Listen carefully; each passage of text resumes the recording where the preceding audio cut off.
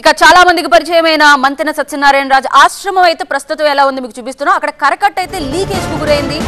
సత్యనారాయణ రాజు ఆశ్రమం నీట మునిగినట్టుగా తెలుస్తోంది. సో తాళ్ల సాయంతో ఆశ్రమంలో ఉన్న వాళ్లను కిందకు దించుతున్న దృశ్యం మీరు చూస్తున్నారు.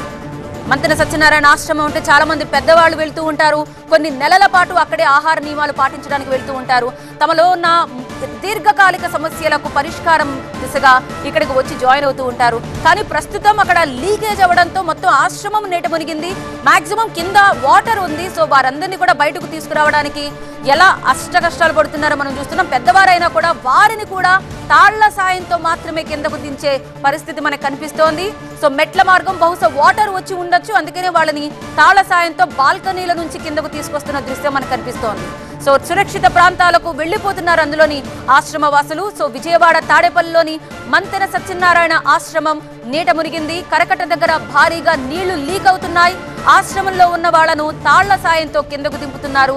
ఇక్కడ లీకేజ్ ఉండడంతో రాత్రంతా అధికారులు అక్కడే ఉండి పూడ్చారు. సో కానీ వరద ఉధృతి తగ్గలేదు, అధికంగా ఉంటూ వస్తుంది. సో మళ్లీ లీక్ అవుతున్నాయి. అందుకే ఇంకా చేసేదేమీ లేక లోపల ఉన్న వారిని తాళ్ల సాయంతో బయటకు తీసుకువచ్చి పంపిస్తున్న దృశ్యాలు మనం చూస్తున్నాం. ఇది ఎంట్రన్స్ మీరు చూడొచ్చు, రైట్ సైడ్ విజువల్స్ మీరు చూస్తున్నారు. సో అక్కడి నుంచి బయటకు ఎగ్జిట్ అవుతున్న దృశ్యాలు మనకు కనిపిస్తున్నాయి. తాడేపల్లి మంతెన సత్యనారాయణ ఆశ్రమం కూడా నీట మునిగింది. సో దీంతో తాళ్ల సాయంతో ఆశ్రమంలో ఉన్న వారిని కిందకు దించుతున్న దృశ్యాలు మీరు చూస్తున్నారు. కృష్ణానదిలో ప్రవాహం అధికంగా ఉండడం వల్ల పంట కాలువ పొదల నుంచి వెంకటపాలెంలోకి వచ్చింది. ఆశ్రమం దగ్గర బలహీనంగా ఉన్న కరకట్ట ప్రాంతాన్ని అధికారులు ఇసుకతో నింపారు. పనుల్ని ఎమ్మెల్యే తెనాలి శ్రావణ్ కుమార్ దగ్గరుండి పర్యవేక్షించారు.